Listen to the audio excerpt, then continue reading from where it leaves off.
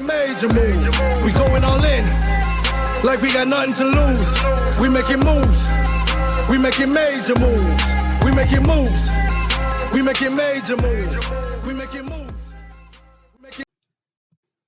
Warning, I'm not a financial advisor. Don't blame me or any other random person that gives you some money tips for any of your financial decisions. I provide information based on research that may guide you to taking a deeper look at a particular company.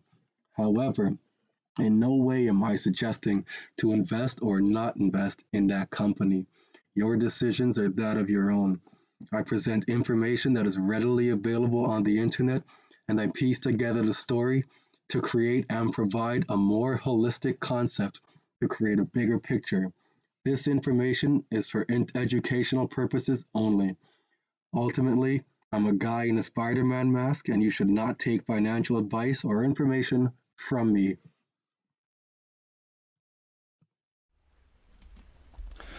Welcome back to my channel, everybody. Have I got some birthday news for you? Happy birthday to myself, I want to say. And I happened to stumble across this document here from the PMPG. What that name means is, let's just see this together. Let's just see. Where are we? There they are. Payment Market Practice Group. That's who they are. So, that being said, today I will talk to you guys about timelines and dates. We have dates, we have a timeline, we have one for UK, US, Australia, and I believe Japan is in there too. I'm sure you guys are going to be just as excited as I am right now to show this to you. Tell your friends, tell your family. Tell them, Johnny. Tell them that Barks has bites. I don't know how old some of you all are out there, but today's my birthday. I just turned a big 40. I'm 40. I know I don't look it. My complexion looks great. Anyways, let's just jump into this here. We got some stuff to go over. This is all I'm going over today. This is 9 pages. I'm going to give you a nice high level of this.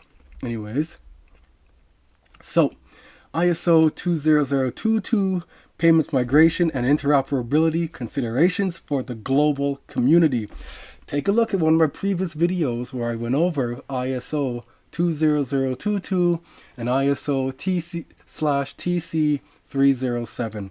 Learn about the ISO, learn about why this implementation is necessary and what we're going through right now. Watch my previous video and then come back to this one if you haven't already. Overview of ISO payment migration. The financial industry's payment and payment messaging systems are moving rapidly to adopt ISO 20022, a rich, structured format for payments data that replaces a mixture of incompatible and inconsistent legacy, domestic, and international standards. Essentially a Frankenstein system. You have SWIFT that was created in 1973, and then you have like PayPal, and you have whatever else there is out there, Zelle, anything else that exists in whatever country. It's just Frankenstein off of that. An old technology mixed with new technology forced to work. So there's going to be some data loss within those messaging systems. So now you have the harmonization of everybody needing to use this in terms of interoperability. This program has been welcomed by the global regulator community, CPMI, and the FSB. We know who they both are. If you don't, I have other videos to describe them as well.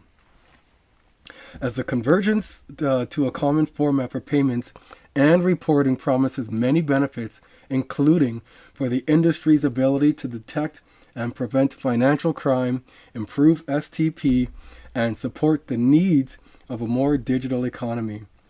These benefits will not be realized all at once.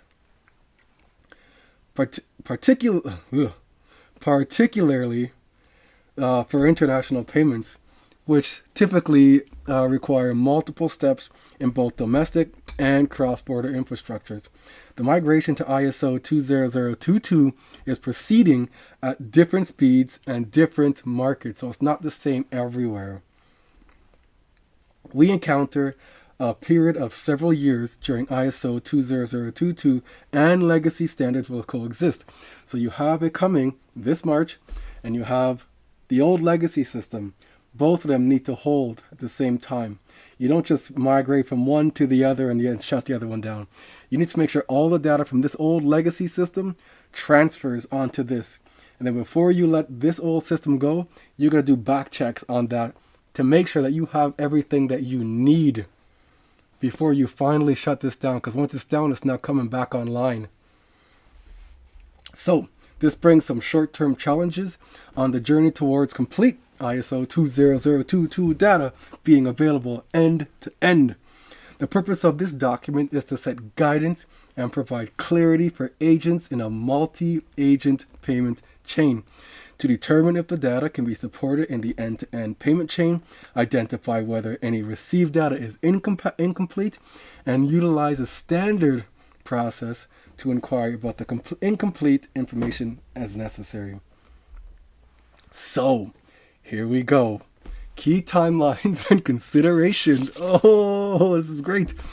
The Swift Cross-Border Payments Reporting, CBPR, migration to ISO will begin November 2022.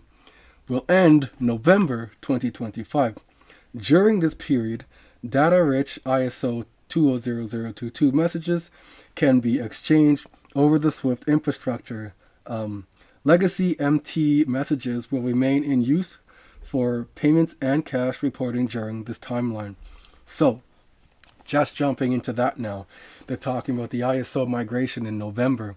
If we remember, was it November? That got pushed back to March, which is where we're living in right now. This is February 15th today, and most of us are waiting for March for this ISO adoption to be implemented here.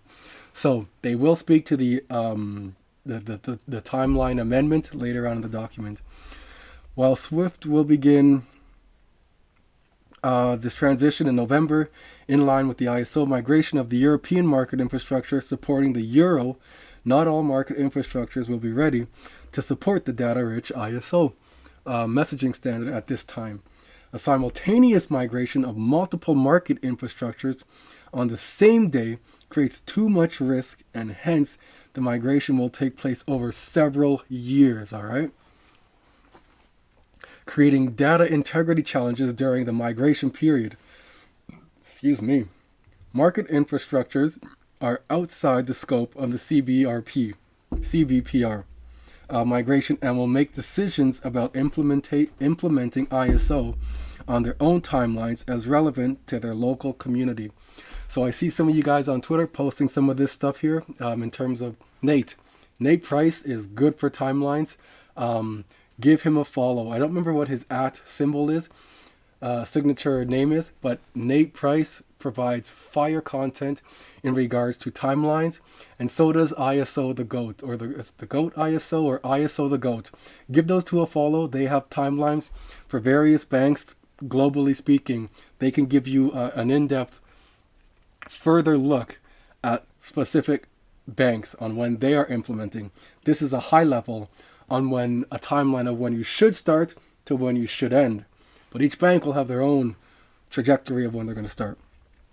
An important tool to support the global community in its journey to ISO is the Next Swift Transaction Manager, or TM.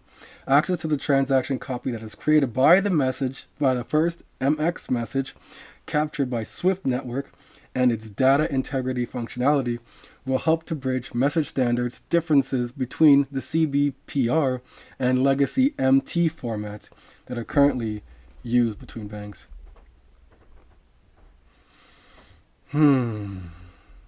Okay. Banks should delay the origination of the following rich data elements for cross-border payments until November 2023 at the earliest. So this is what's going to be held back from this adoption from March. And then in November, you'll see these, not in November, but leading up to November, you'll begin to see these things roll out.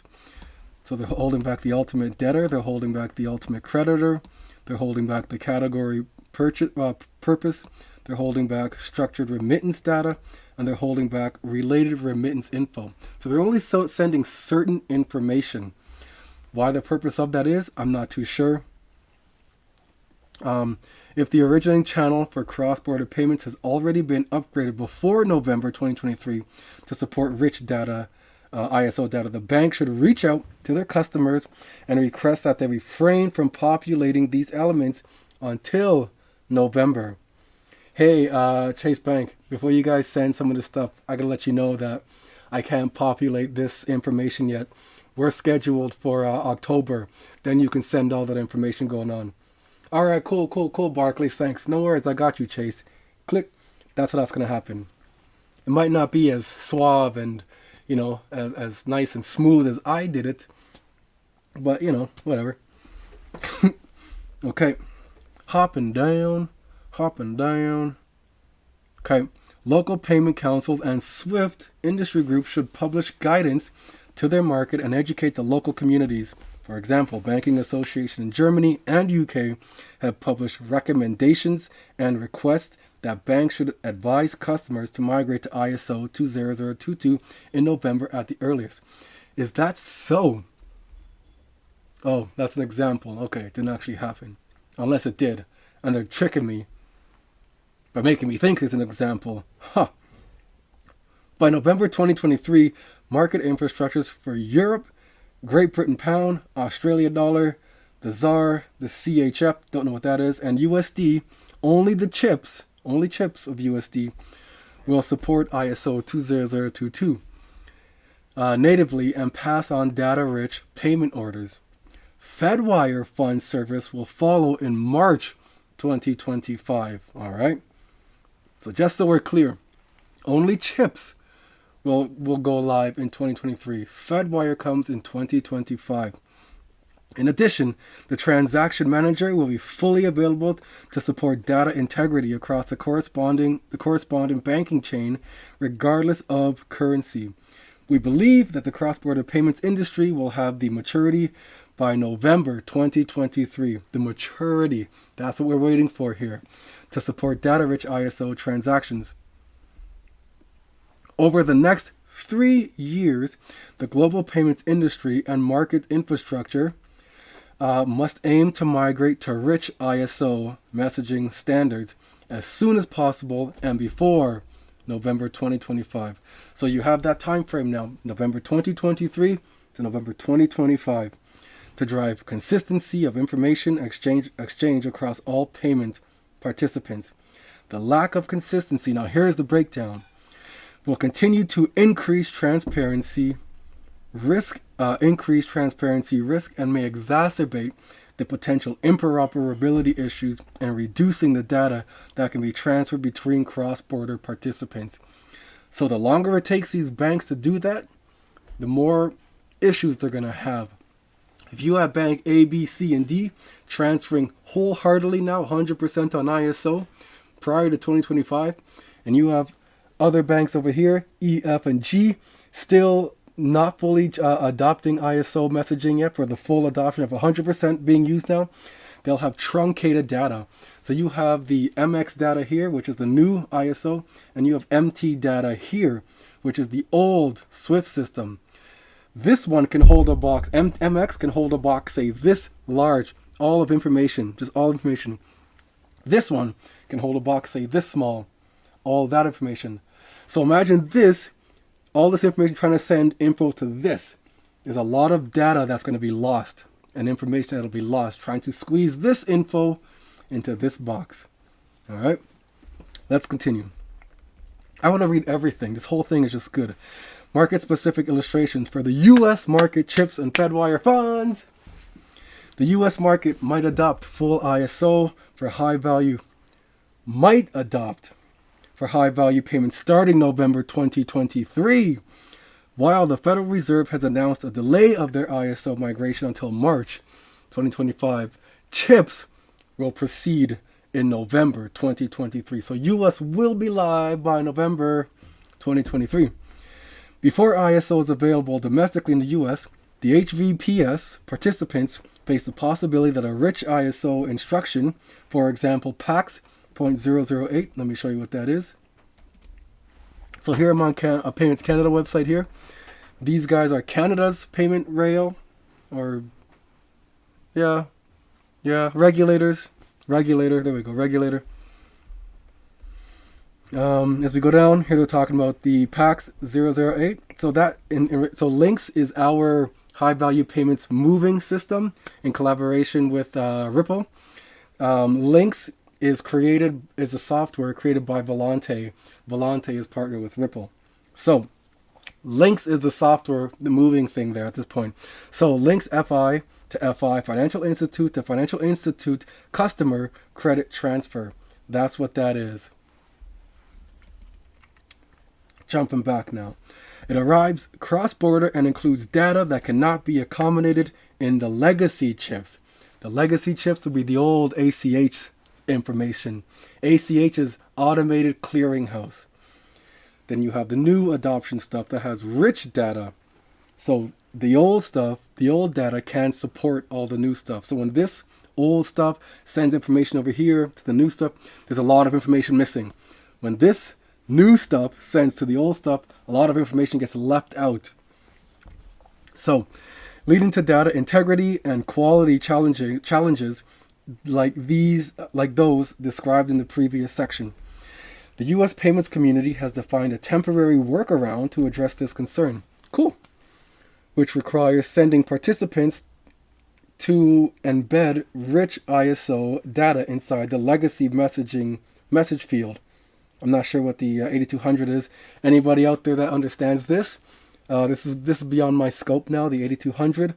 For the Fedwire and Field 900, I'm sure those are messaging. I'm talking about here. Messaging. Anyways, the 8200 and the 900 will be incompatible, is how I envision this. If anybody out there can speak to this, please write that down in the comment. Help me with my education here. Help me further my education so I can help the rest of the community gain knowledge and we can learn and grow together. For chips as shown below, the maximum message size supported for the embedded MX is not characters, is 9,000 characters. Any message content exceeding this message field size for the field 8200 for Fedwire or field of 900 for chips only has 900 characters. Will be rejected by the payment system and returned to the originating bank. So when people keep saying, oh my God, the banks can take our money, they're going to have the automatic withdrawal, that's what it's for. For the CBDCs, this is what it's for. It's not coded into the CBDC, it's coded into the regulation itself to state that an individual bank or entity has the potential to withdraw money should they need to for things like that. Here's the description of it. So here you have Bank A, here you have the PAX messaging system, then you have the intermediary, and then the feds, the old chip services. You can see it just working its way down with each step of the line. Then it finally reaches the Fedwire chips. And then it's working its way, some small message into the intermediary, then a bigger message again, then it finally gets there. So that's how that's going to work. There's the intermediaries on both ends of the spectrum there. Okay. With Swift TM gradually ramp up, now beginning in March. So here we go, ramping up in March 2023. There will be no other infrastructure support available to include the data pushed into the field. And again, these are characters here. Across Fedwire funds and chips banks into the payments message. Bank D, as the description or illustration down, I'm pointing. As the description illustration shows, will instead receive an MT, which is the old messaging system, or a PAX 08, with potential truncated, so a loss of data, or missing data that was included in the legacy payments message across Fed funds and chips. This is aligned with market practice today, where extended remittance information is dropped from the outbound MT103, if included in messaging sent across the Fedwire funds, unless the use of MT remit has been bilaterally agreed. We were talking about bilaterally in our last video as well. Please check that out. Get yourself up to par and then we'll continue on with this when you jump back into this video again. If not, and you're one that can understand on the fly, just based on the prior context of what we're talking about, then stick with me. Let's keep doing this. Let's keep going down the rabbit hole here. While the data flow from November 2022 to March 2023 is not optimal, it is expected that overall risk of deterioration of data integrity of certain data content during this time is likely to be minimal due to key factors. What are those key factors? Well, it just so happens to tell me what the key factors are. It's early in the ISO migration period. While the Europe market infrastructure will go live in November 2022, the volume of enriched ISO messages is expected to be low. So it's really, really low. That's why we don't see much movement from when it was implemented. As only a few banks have upgraded their initiation channel to include or capture rich ISO data from their customers. So all you guys wondering, when moon, now you know why it didn't happen in November last year. Additionally, bank customers will need to upgrade their ERP systems. An aviation ERP to me is emergency response plan. That could be what they're talking about here. I'm not sure. I'd have to check out their terms and definition. Treasury management platforms and transmission formats to capture and transmit the new data elements and payment instructions. As more updated banking channels come online, the number of data-rich ISO messages will likely increase over the coming years. Will likely is guaranteed to increase. There is existing market practice in place through the PMPG, that's the document we're reading from right now, the entity, warning about risk of truncation in rich messaging system. Okay. The time gap in the availability of SwiftTM is relatively small, only spanning from November to March 2023, when the TM service will gradually ramp up. I am so ready for this. Like SpongeBob says, I'm ready. Let's do this. The industry mapping specifications from MX to MT and MT-MX to Fedwire funds chip legacy format preserve the data parties and agents the banks receive today. If the originator uses the same data as prior to the introduction of MT message, data integrity will be preserved. The mapping specifications indicate where data has been truncated at the end of the line to provide transparency. So here's Japan's market. I'm not going to get into that.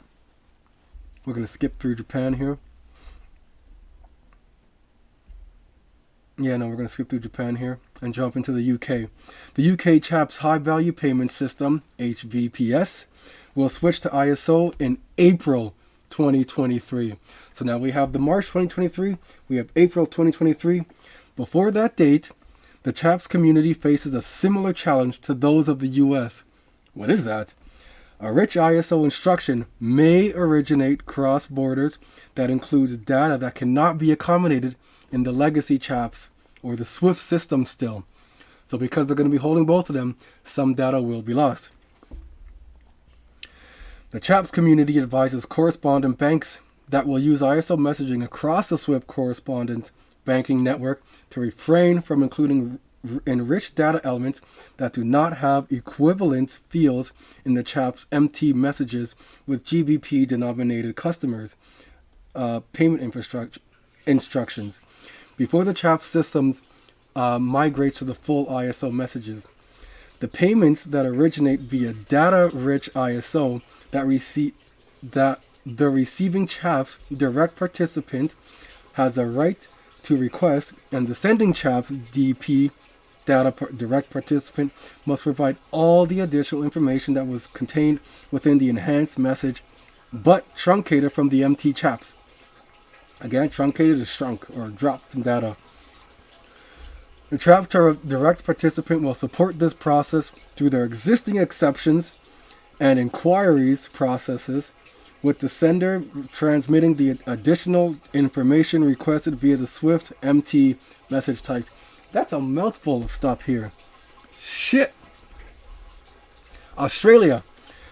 The November 2022 ISO implementation date for Australia HVPS or HVCS clearing systems is timed to coincide with the implementation of the CBPR in Fin Plus. So I need to get that Fin Plus date, and then we'll know when Australia is going live at that point.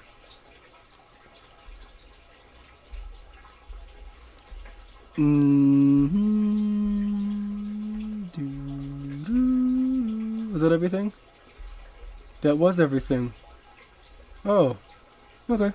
Well, in Australia, banks have a regulatory obligation to report on all cross-border transactions, where details of all party, agents, and other information such as transaction date, amount, currency, remittance information, and purpose of payment need to be reported within 10 days of receiving the instructions. Okay. I think that's a phase-in period maybe. And then as they get comfortable with it, it'll slowly begin to shorten that time frame. The challenge for the Australian community is the scenario where an incoming cross-border is identified to have truncated or missing messages. To comply with the regulatory requirements, the Australian community will be adopting measures to obtain complete information on all cross-border payments. Payments identified as having truncated or missing data will likely be stopped and request for information. So an RFI, request for information. An RFP is request for payments. An RFQ is a request for quotes. Remember those acronyms? They're going to come in. Don't let these big banks scare you away with these acronyms. If you can learn the acronyms, you can know that you can be a part of the game here. Know the game and you can play with them. Will be sent to the previous agent with the requirements for response to be received with a specific time frame. I'm going to get ready for dinner now. My partner made me a birthday dinner, and I'm not keen on gifts. I'm okay to not have a gift, but her and her kids, my stepkids, which is so nice, they had gone out and got me something I wanted for quite a while, a small projector. And then her son for Christmas had gotten me a projector, and it was an oversized one. And the reason I want a small, like handheld one, so I can take it on my backcountry trips. A big one I couldn't take. That's a stable, put it there, it stays there. Anyway, so I had returned that, and I got myself this mic right here. That's what I've been using, a new mic. I have a new webcam, which is what I've been using as well since Christmas. That's why it's not so grainy. This is a 4K one. But this projector, I'm looking forward to. It's a nice small one for backcountry camping. So when we go and do that, we can go and get lost in nature now, and I can project my phone to the projector at that point. Thank you guys for hanging out with me. I hope you enjoyed this segment today. I hope you took note of those dates, wrote those down, and I look forward to seeing you on the next one. Remember, from March 2023 till November 2023, and then November 2023 till November 2025. I'll catch you guys on the next one. Major moves. We going all in, like we got nothing to lose. We making moves. We making major moves. We making moves.